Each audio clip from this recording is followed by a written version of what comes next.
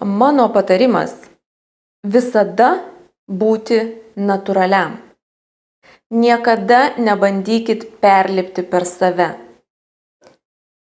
Visada, visais laikais buvo vertinamas natūralumas žmogaus. Nuoširdumas taip pat. Netgi jūs ir neturite tam tikrų įgūdžių, tikrai nebijokite prisipažinti. Viską gyvenime mes išmokstam. Svarbiausia yra jūsų noras. Jeigu jūs norėsite, jums niekada nebus kliūčių išmokti. Viskas gyvenime yra išmokstama. Ir nebijokite atėjęs pasakyti tai darbdaviui, kad jūs norite dirbti. Dar vienas dalykas, ką žmogus tik atėjęs, jisai sako, kad jam reikia tam tikro atlygio.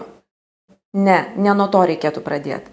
Pirmiausia, jūs pasakykite, ką jūs galite padaryti, ką jūs atnešit įmoniai.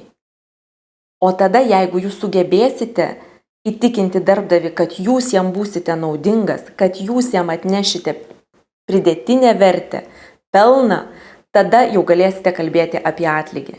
Ir tai siūlyčiau pirmiausia pradėti nuo to, kad pirmiausia pabandom, pasižiūrim, ką aš galiu, ar aš pateisinsiu jūsų ir savo lūkesčius, o tada mes jau galėsime kalbėti apie tam tikrą atlygį.